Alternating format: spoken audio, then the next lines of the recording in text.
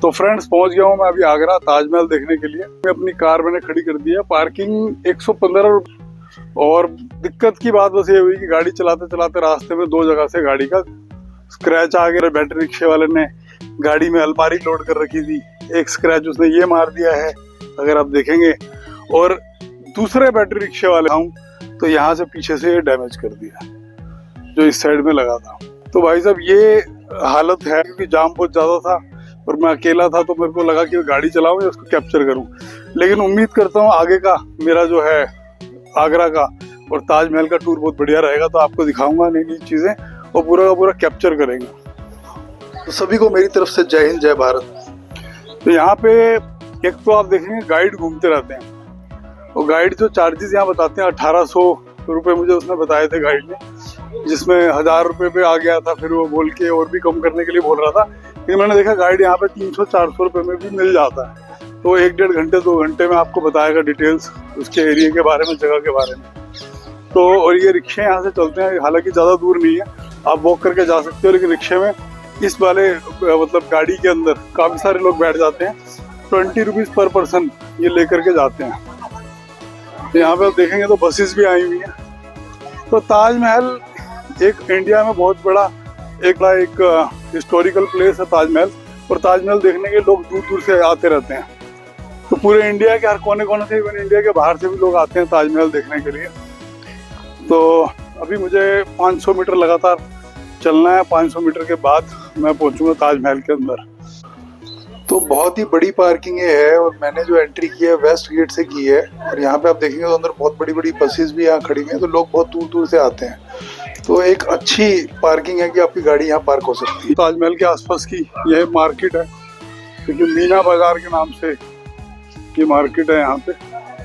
तो बाहर भी आप देखेंगे तो बाहर भी स्टोर्स हैं, यहाँ पे शॉप्स बनी हुई हैं बाहर भी। भैया ताजमहल के लिए कहाँ से जाना है? चलिए भैया ऊपर से। तो तकरीबन 500 मीटर का सफर बताया था, जो कि अंदर अंदर से करके जा रहा हूँ, अंदर अंदर से 500 मीटर का। तो ये आधे किलोमीटर का जो रास्ता है, यहाँ से पैदल चलते चलते मैं जा रहा हूँ। दिल्ली में थोड़ा मौसम ठंडा था, लेकिन यहाँ पे अभी गर्मी सी लग रही है। और यहाँ भी लोग बैठे हैं बाहर कुछ ना कुछ सामान बेचने के लिए। तो बच्चे खुशियाँ से भाग रहे हैं बंद। और रास्ते में आप देखेंगे तो जगह जगह पे आपको ये चलते चलते जो 500 मीटर का एक दायरा है, उसके बीच में आपको बंदर भी बहुत सारे मिलेंगे। लेकिन थोड़ा सा आप ख्याल रखिए, बंदरों को खिलाइए, कुछ भी करिए। एक तो आपका चश्मा बचा के रखिए, क्योंकि यहाँ बंदर चश्मा खींच के ले जाते हैं, फ्रूटी देने पे ही चश्मा वो वापस करते हैं। और दूसरी चीज़ है कि कई बार बंदर जो है बहुत चिड़चिड़े हो जाते हैं और काट भी सकते हैं आपको, क्योंकि लोग आते जाते हुए बहुत परेशान करते हैं। तो आप थोड़ा सा दूरी बना के रखें।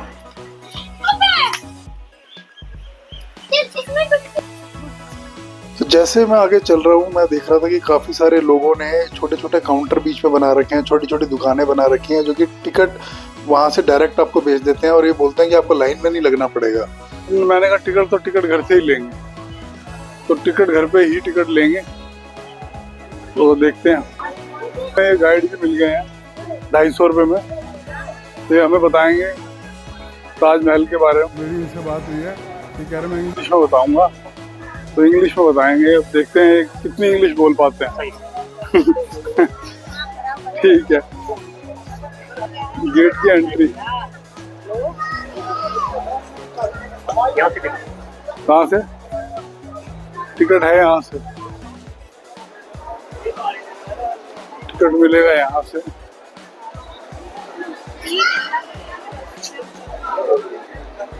भैया एक बात बताओ यार, फ्री में नहीं करा सकते क्या एंट्री किसी की? आपको गार्ड वो है ना, तो फिर हमारी भी फ्री कराओ, पैसे ज्यादा ले लेना हैं, करवा दो ना फ्री। आपको जुगाड़ तो होंगे अंदर, नहीं है? तो मना कर दिया इन्होंने, कह रहा फ्री एंट्री नहीं करवाऊंगा, पेड कराऊंगा। चलो ये 50 वाला है जो इंडियंस के लिए है। 50 वाला किसके लिए है? 50 तो देखेंगे। हाँ नीचे घूमेंगे। हाँ मुस्लिम देखना मकबरा। हाँ तो यहाँ पे लिखा हुआ है कि 50 रुपए की टिकट है, लेकिन अगर आपको मकबरे के अंदर यानी कि उसकी गुम्बद के अंदर तक जाना है तो 200 रुपए एक्स्ट्रा टिकट लगेगी। तो हो गए हैं और इन्होंने ही मिलवाया 250 रुपए में। अब ये जाएंगे, वो कह रहे हैं कि ये अच्छे तरीके से बताएंगे। आप नहीं चलोगे? नहीं चलोगे आप? चलो। पानी की बोतल और शू कवर लेके जाना बहुत इंपॉर्टेंट है, वो फ्री है। की बात करूँ तो मैंने 10 रुपए की पानी की बोतल खरीदी है, शू कवर तो हमने पहले ही खरीद लिए थे कहीं और से। तो हाँ, नॉर्मल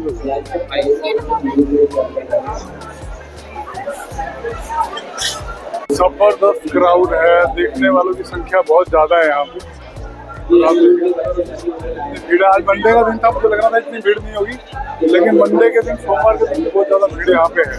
और फॉरनर्स के लिए टिकट 1300 की है, बल्कि इंडियन के लिए 50। तो आगे अगर देखेंगे तो यहाँ पे टिकट चेकिंग काउंटर है, ये टिकट यहाँ पे चेक हो रही है। आप ले लेंगे, लेकिन आधार कार्ड लाना मत भूलिएगा, क्योंकि आधार कार्ड यहाँ पे चेक होता है। और अगर देखें तो चेकिंग टिकट चेकिंग यहाँ लगी हुई है, ये एक और लाइन लगी है। तो अभी मैं इस लाइन में हूँ। कभी भी आए, टाइम निकाल के आइए, भाई पूरा दिन का काम है, 2-3 घंटे में खत्म होने वाला नहीं है, पूरा दिन आपका लगेगा। सुबह आप निकलेंगे टाइम से, अगर दिल्ली से आ रहे हैं, कहीं से आ रहे हैं, तो पूरा दिन आपका जाने वाला है।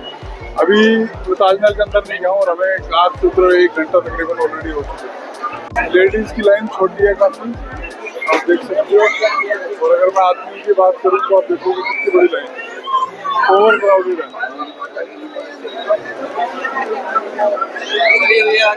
बहुत ही ज़बरदस्त चेकिंग इन्होंने की है, जिसमें कि बैग को एक खोल के पूरा अंदर से पूरी पॉकेट्स वगैरह सब चेक किए, और मेरा माइक भी इन्होंने रख लिया। तो देखते हैं आगे मैं कैसे बोल पाता हूँ, शायद आवाज़ कम आएगी या किस तरीके से। सरप्राइजिंग हो गया कि मेरा माइक वहाँ पे उन्होंने रख लिया, और माइक लेके जाना अलाउड नहीं है। तो कह रहा मोबाइल से बनाइए, माइक लेके जाना अलाउड नहीं है, जो भी वीडियो बनानी है। जैसे कि वेस्ट गेट से हम एंट्री कर रहे हैं, आप देख सकते हैं कि वेस्ट गेट कितना बड़ा है, और गेट के नीचे खड़े होकर के भी ताजमहल का एक अलग व्यू नज़र आता है। तो जैसे जैसे मैं आगे बढ़ रहा हूँ, मेरी एक्साइटमेंट और ज़्यादा बढ़ती जा रही है कि इतना शानदार और इतनी ज़्यादा इन्फॉर्मेशन इसके पीछे छुपी हुई है। एक एक चीज़ को जो बनाया गया है वो विदेशों से मंगा करके उस टाइम, और जहाँ तक कि इसमें कई हज़ार हाथियों से ये लोड करके इसको मंगाया गया है। और बनाने में आपको पता ही है कितने मजदूरों की यहाँ पे जो है मेहनत लगी है, और कितने सालों में ये चीज़ें बनाई गई।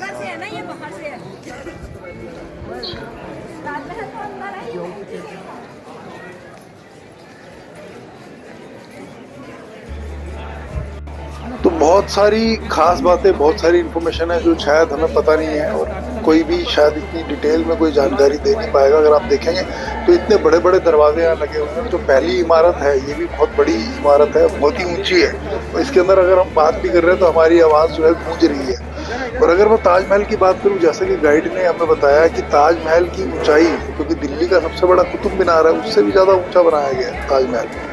तो ये बहुत ही सरप्राइजिंग थी, जो कि मेरा ये मानना था कि कुतुब मीनार सबसे बड़ा है जो दिल्ली में बना हुआ है, लेकिन कुतुब मीनार से भी ऊंचा बनाया गया है। और अगर आप देखें डेकोरेशन यहाँ पे जो की गई है, बहुत ही बेहतरीन डेकोरेशन की है। एक एक चीज़, मतलब इतने साल पहले भी जो यहाँ पे कारीगरी की गई है, वो वाकई में उसकी दाद देनी पड़ेगी कि इस तरीके की कारीगरी की है। अगर मैं ताजमहल की बात करूँ तो इसकी चारों तरफ की जो मीनारें हैं, अगर आप देखेंगे तो उनके मुंह जो है वो बाहर की तरफ रखे गए हैं।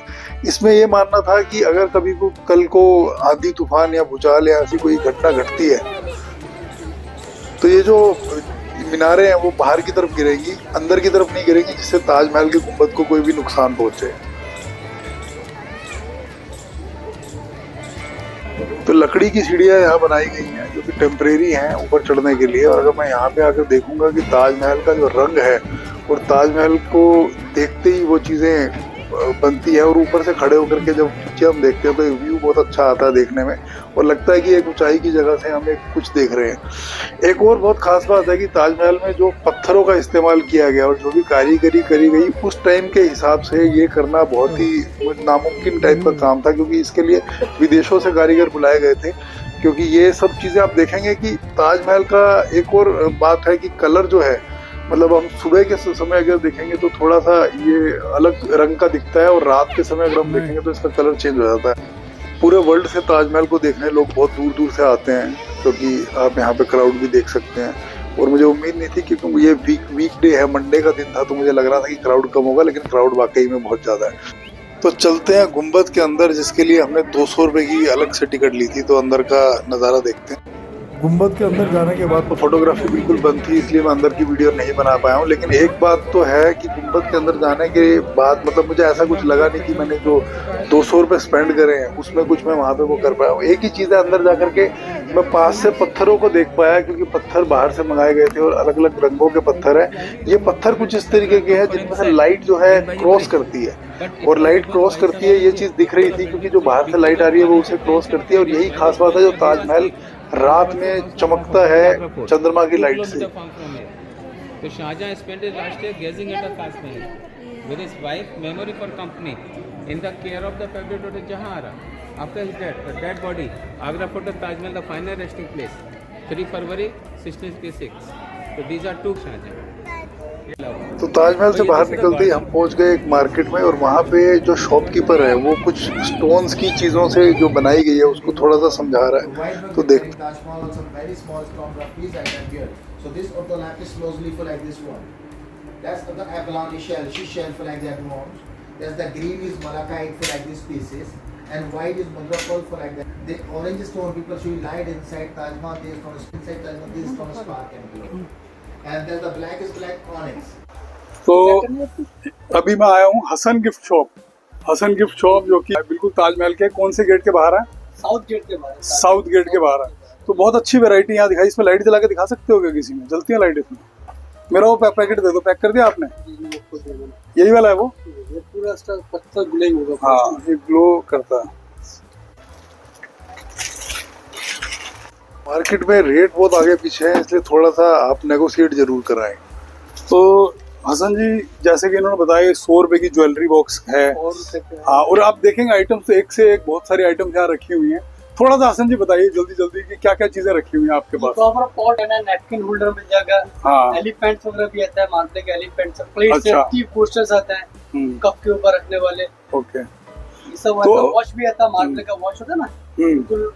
तो एक ही चीज है हसन जी से मैं बस यही चीज बोलना चाहूंगा, क्योंकि इस मार्केट में आने के बाद आपको रेट कुछ और बताया जाएगा और बहुत कम में दिया जाएगा, लेकिन शायद अगर आप हसन जी की दुकान पे आएंगे तो रेट आपको जेन्युइन दिया जाएगा।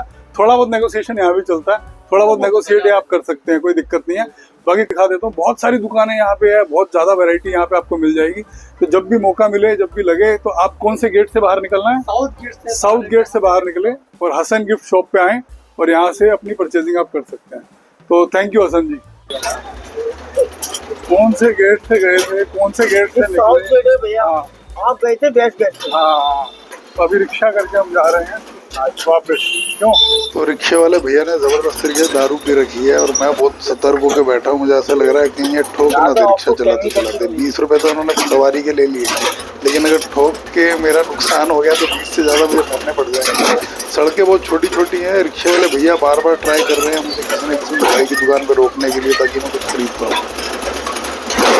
4 घंटे की ड्राइव के बाद फाइनली मिल गया मुझे एक ठीक ठाक सा रेस्टोरेंट, पंच गांव के नाम से। तो जैसा मैं सोच रहा था कि मुझे एक ऐसा रेस्टोरेंट चाहिए, और मैंने इसके बारे में सुना भी था, तो एक अच्छा खाना यहाँ पे मिल जाता है और रेट भी ठीक ठाक है, बहुत ज़्यादा एक्सपेंसिव नहीं है। तो यहाँ खाना खाने के बाद फिर निकलेंगे वापसी के लिए।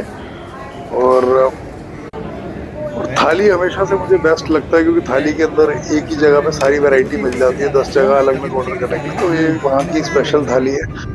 तो एक्सप्रेसवे से तेजी से दिल्ली पहुँचते हुए, क्योंकि बहुत ही अच्छा रास्ता हो गया और बहुत ही अच्छा आप सभी के साथ मेरा ये ताजमहल देखने का टूर रहा। 90 की स्पीड पे हम लोग चल रहे हैं। बने रहिए, अपने लाइक्स कमेंट्स करते रहिए। Thank you for watching.